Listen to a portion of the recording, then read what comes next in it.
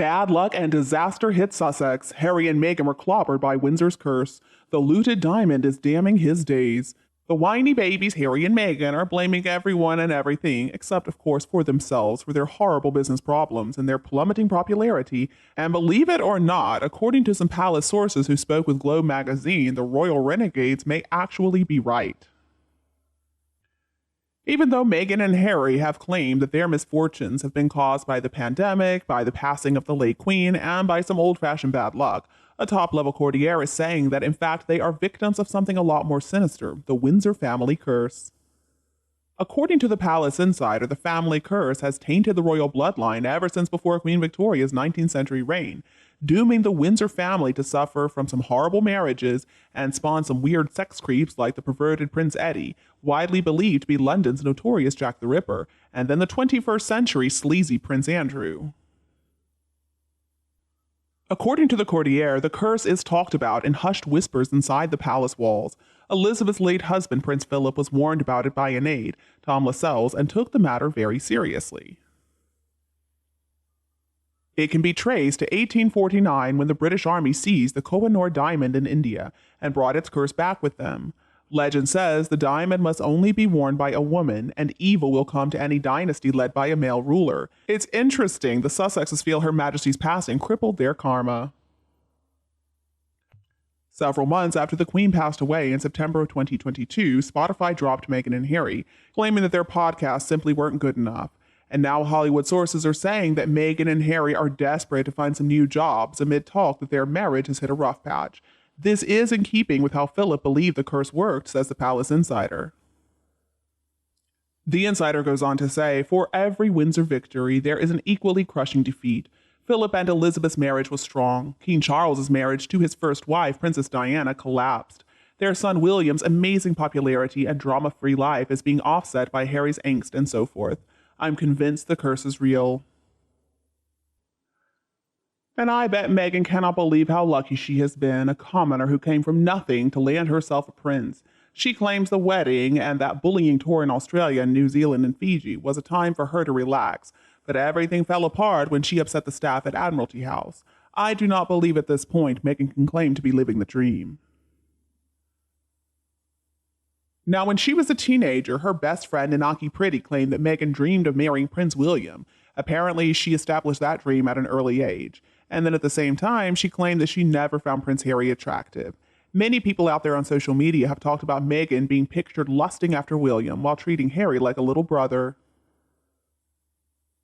Now, interestingly enough, it seems like Meghan really lights up when Prince William is around. But when Harry's with her, not so much. In fact, she's always trying to walk ahead of him, and she's trying to cling to him as though her trophy spouse is about to break away. Now, she tries to act like she's so in love with Harry, but it's pretty clear to everybody that it's William she really wants.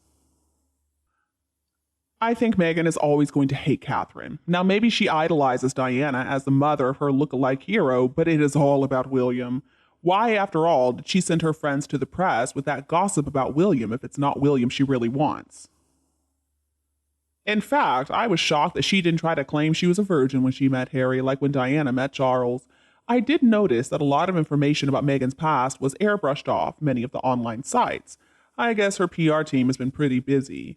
Maybe eventually they'll be able to get rid of any trace of Joshua or Joe or Trevor or Marcus or Corey and many of the other unpublished men, and then she can claim that she really was a virgin when she met Harry, just like Diana. But it doesn't really matter because Meghan is never going to have the top position. She ran away from the UK because soon enough she figured out that you have to give service, but the service is going to be done the Queen's way, not Meghan's way.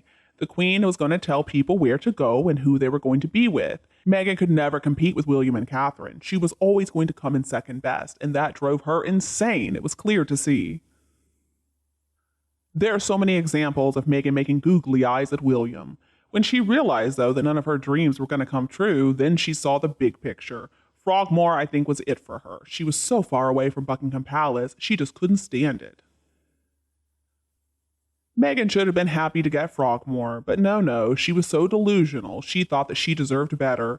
The truth is, Meghan is not special in any way, shape, or form. She moved back to the US thinking that everybody was just going to love her, especially after that Oprah interview. Well, obviously that plan backfired. The truth is, people couldn't stand her even more than before. Meghan is always going to be the runner-up. She will always be second place at best. Now, obviously, something is wrong with Meghan's mirror. Catherine is one of the most naturally gorgeous women in the whole world. I think Harry and basically everybody else is completely in love with this amazing woman, and future queen too. Meghan, on the other hand, is nothing. Her ego is just so far off the charts, it's ridiculous. If Harry had not been a member of the royal family, then Meghan wouldn't have given him the time of day anyway. Meghan, after all, is supposedly this university graduate with big ambitions.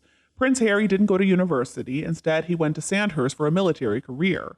I think that Meghan is completely in control of him. She manipulates him. And she's also at least 3 years older than he is. And then they started with the lies about the royal family right after they got married. And that is when I noticed that Harry was turning against everything he ever knew, turning against his own family.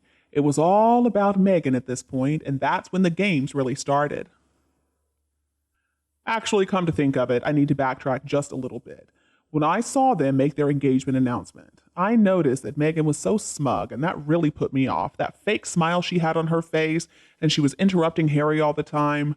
I thought she was probably going to be trouble. Now, Harry played off of every move from the beginning. He needed that attention that he has lacked for in the past. And that's a really poor way to get the attention he wanted. And now it looks like he's paying the price. Looking back, I can see that. Meghan was always clinging on to him, and I wanted at one point to believe that their love was real. I was too distracted, though, by the ill-fitting clothes, that coat with the sash belt. It was not a good look for her. I couldn't help but think about how polished Diana and Catherine and even Sophie always looked.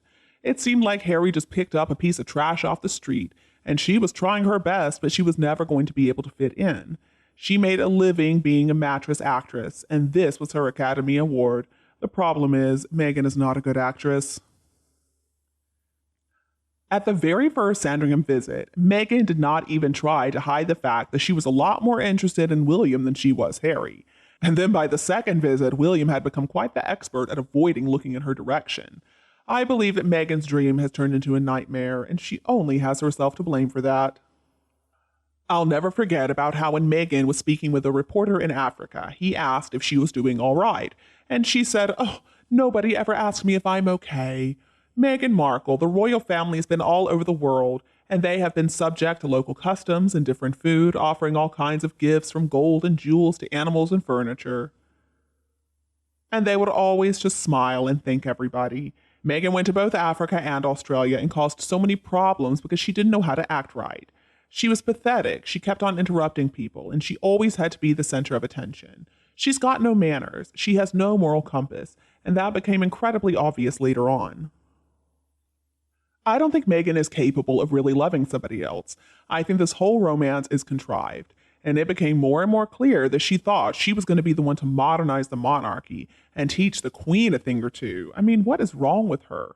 She didn't appreciate following rules or protocol, and she has no respect whatsoever for tradition. Fools rush in should have been played for Harry all the time. And you, what do you think about Harry and Meghan? Please tell me your opinion below in the comments. If you think my video is useful, remember to like and share with your friends and relatives who need it too. And don't be afraid to click the subscribe button to get more updates in the future. Thank you so much for tuning in, have a lovely weekend, and we'll be back to see you all tomorrow.